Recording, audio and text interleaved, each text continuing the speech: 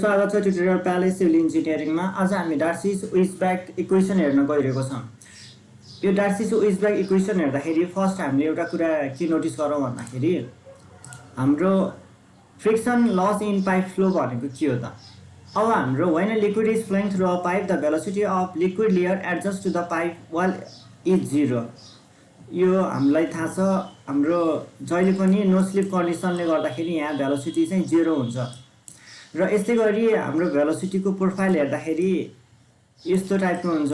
The velocity of the liquid goes on increasing, हाम्रो सेन्टरतिर हेर्दाखेरि इन्क्रिजिङ भइरहेको हुन्छ र यो किन हुन्छ भन्दाखेरि यो ड्यु टु भिस्कोसिटी, यस कारणले चाहिँ भेलोसिटी ग्रेडियन्ट र शियर स्ट्रेस यहाँ देखा पर्छ।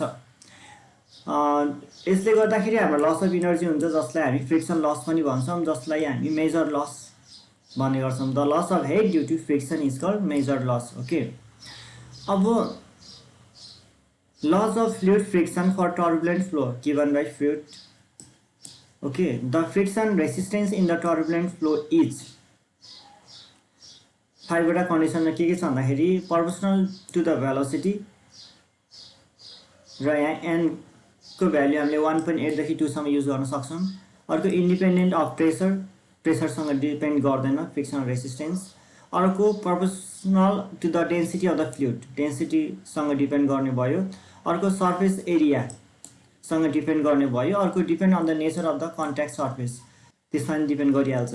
अब according to fluid frictional resistance for FR is directly proportional to एउटा सर्फेस एरिया, अर्को भेलोसिटी। अब यो प्रोपोर्सनालिटी कन्स्ट्यान्ट हटाउनको लागि इक्वल टु एफ ड्यास लेख्छौँ र हाम्रो एफ ड्यास भनेको frictional resistance per unit area at unit velocity भन्ने गर्छौँ हामीले। अब frictional resistance divided by per unit area at unit velocity obviously भइ नै हाल्यो। र यो जुन ए छ, ए भनेको हाम्रो त सर्फेस एरिया हो, जसलाई हामी पी टाइम्स एल गर्छौँ, where P is the wetted perimeter. र यो अहिले हामी डायग्राम सहित बुझ्छौँ। ओके, अब डार्सी-विजबेक इक्वेसनमा हाम्रो फर्स्ट एजम्पसन के छ भने फ्लो इज युनिफर्म, देन हाम्रो form and area of flow section is constant, हामी फुल फ्लोको कन्डिसनलाई लिएर हामी अहिले हेर्छौँ।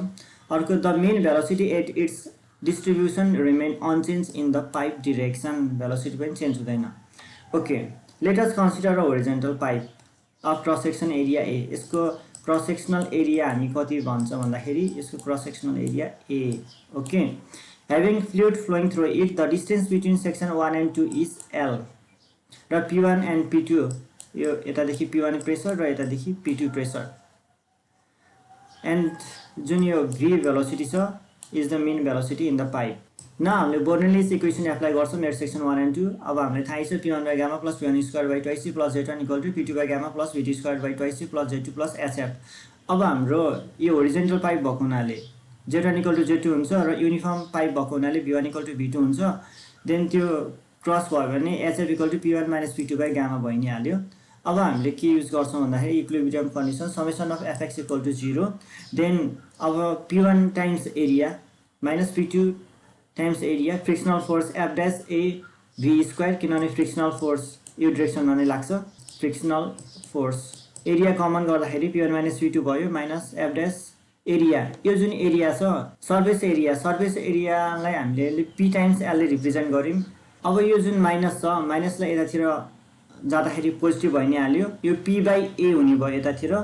र अर्को कुरा हामीले के गर्न सक्छौँ भन्दाखेरि एफ ड्यास इन्टु अब 1 बाई ए बाई पी भनेको P बाई ए हो र A बाई P भनेको हाम्रो हाइड्रोलिक रेडियस हो। हाइड्रोलिक रेडियस भनेको wetted area by weighted perimeter. अब यसलाई क्रस सेक्सनमा हेर्नुपर्छ। वेटेड एरिया भनेको यो पाइआर स्क्वायर जुन भन्छ, यसलाई चाहिँ पाइडी स्क्वायर बाई 4 भयो र यसको पेरिमिटर भनेको 2πr, द्याट मिन्स पाइडी भयो। सो हामीले पाइडी क्यान्सल हुँदाखेरि D बाई 4 नै भयो। Then P1 minus P2 equal to F dash times 1 by D by 4 हुने भयो LB स्क्वायर, र यो 4 माथि जाँदाखेरि 4 F dash LB square by D यो हुने भयो। अब dividing by gamma on both side गऱ्यौँ हामीले, त्यो गर्दाखेरि यो HF हुने भयो र then HF equal to 4 F dash LB square by gamma D भयो। नाउ अब हाम्रो एउटा कन्डिसन के छ भने 4 F dash by gamma equal to हामीले F बाई 2G लेख्न सक्छौँ। So 4 F dash by gamma यति कुरालाई हामीले F बाई 2G ले रिप्रेजेन्ट गऱ्यौँ। देन नाउ यो हाम्रो एउटा नाउ यो हाम्रो डार्सी-सुइसबर्ग इक्वेसनबाट आएको हेड लस भयो। नाउ अब हाम्रो Colebrook White equation and its development. Now Colebrook White equation and its development. Colebrook White equation हाम्रो निकुराडास एक्सपेरिमेन्टल कर्वले कमर्सियल पाइपको एक्चुअल रफनेस प्याटर्न इभ्यालुएट गर्न सक्दैन। सो हाम्रो concept of equivalent sand grain roughness के हाम्रो इन्ट्रोड्युस भयो। Based on number of experiment, Colebrooke and White developed an empirical equation for both smooth and rough wall turbulence, which represent the variation of F for commercial pipe. Okay, हाम्रो equation चाहिँ यो भयो 1 by under root F equal to -2 log 10 relative roughness divided by 3.7 plus 2.51 divided by RE under root F, where K by D भनेको relative roughness भयो, RE भनेको Reynolds number भयो। अब smooth पाइपको लागि के बाई डी नेग्लेक्ट गऱ्यौँ भने यो टर्म नेग्लेक्ट भयो र यो टर्म मात्र आयो। र अर्को रफ पाइपको लागि यो टर्म हामीले नेग्लेक्ट गर्छौँ। सो इक्वेसन के हुन्छ भन्दाखेरि just 1 by under root of F -2 log 10 K by D by 3.7 यति मात्रै हुन्छ। र यसलाई अलिकति मिलाएर लेख्दाखेरि हामीले यसरी लेख्न सक्छौँ। अब अल्टरनेटिभ फर्ममा कोलेब्रुक-व्हाइट इक्वेसन चाहिँ हामीले यो फर्ममा हामीले लेख्न सक्छौँ, वेयर आर यहाँ चाहिँ हाम्रो R by K भनेर लेखेको छौँ। यो आर जुन छ त्यो भनेको रेडियस अफ पाइप र के भनेको average height of pipe wall roughness. Alternative symbol चाहिँ EN एप्सिलन युज गर्न सक्छौँ। अब how to find F for the Colebrook White equation. Okay, हामीले चाहिँ एउटा ट्रायल एन्ड इरर मेथडबाट गर्न सक्छौँ। र एउटा राम्रो कुरा के छ भने मोडी डायग्राम कोलेब्रुक-व्हाइट इक्वेसनको ग्राफिकल सोलुसन हो। यहाँ हाम्रो F versus Reynolds number for various values of relative roughness को आधारमा प्लट गरेको हुन्छ। It is basically the Nikuradse's diagram expect for transitional region. यो कतै के बाई डी हुन्छ, कतै एप्सिलन डी हुन्छ, यो कुरा अहिले हामी हेर्छौँ। हामीले मोडी चार्ट केसमा युज गर्न सक्छौँ भन्दाखेरि हामीले फ्रिक्सनल फ्याक्टर निकाल्न फ्लो कन्डिसन कुन स्टेजमा छ त्यसलाई डिफ्रेन्टिएट गर्न पनि हामी युज गर्न सक्छौँ। रेनल्ड्स नम्बर एक्स एक्सिसमा र भेरियस भ्यालुज अफ के बाई डी, यहाँ रिलेटिभ रफनेसलाई यहाँ के बाई डीले रिप्रेजेन्ट गरेको छ र यही कुरालाई यहाँ त एप्सिलन बाई डीले रिप्रेजेन्ट गरेको छ, द्याट इज रिलेटिभ रफनेस र फ्रिक्सनल फ्याक्टर एफ भइहाल्यो हाम्रो। देन यहाँ चाहिँ हामीलाई रेनल्ड्स नम्बर दिएको छ, बिडी बाई न्यू दिएको छ, हामीले रो बी डी बाई म्यूबाट पनि क्यालकुलेट गर्न सक्छौँ। र यसलाई चाहिँ how to use the Modi chart. यो मोडी चार्ट चाहिँ कसरी युज गर्ने भन्दाखेरि रेनल्ड्स नम्बर क्यालकुलेट गर्ने र रिलेटिभ रफनेस क्यालकुलेट गर्ने।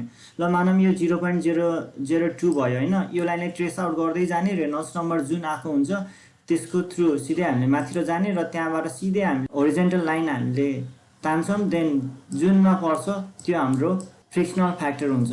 र अर्को कुरा यहाँ चाहिँ फ्लो रिजिम, एउटा ल्यामिनार फ्लो हुन्छ, क्रिटिकल जोन, ट्रान्जिसनल जोन र कम्प्लिट टर्बुलेन्ट जोन हुन्छ। र फ्रिक्सनल फ्याक्टर ल्यामिनार जोनमा चाहिँ रेनल्ड्स नम्बरमा मात्रै डिपेन्ड गर्छ, क्रिटिकल जोनमा चाहिँ there is no specific relation between F and RE, transitional जोनमा चाहिँ RE and K by D बोथमा डिपेन्ड गर्छ भने कम्प्लिट टर्बुलेन्ट जोनमा जस्ट के बाई डीमा मात्रै डिपेन्ड गर्छ।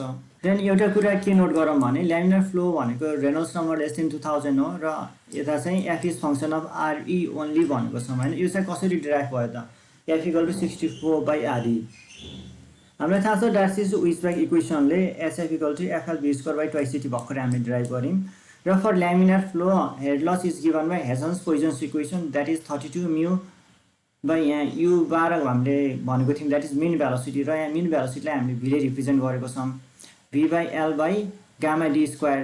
देन अब यसलाई इक्वेट गर्दाखेरि हाम्रो के क्यान्सल भयो भन्दाखेरि एउटा भी क्यान्सल भयो, यो र यो भी क्यान्सल भयो, यो लेन्थ क्यान्सल भयो, यो लेन्थ क्यान्सल भयो, यो जी क्यान्सल भयो, यो जी क्यान्सल भयो, यो डी क्यान्सल भयो, यो डी क्यान्सल भयो। सो 32 2 जा 64 भयो। अनि रो यता एउटा डी थियो, यो भी तल आयो र अर्को यो म्यूलाई हामीले तलतिर लेख्यौँ। र यहाँ rho B D by mu भनेको त रेनल्ड्स नम्बर हो। So F equal to 64 by RE हाम्रो यसरी आएको हो। This equation is an equation of straight line which can be used for the solution of laminar flow problems. Thank you.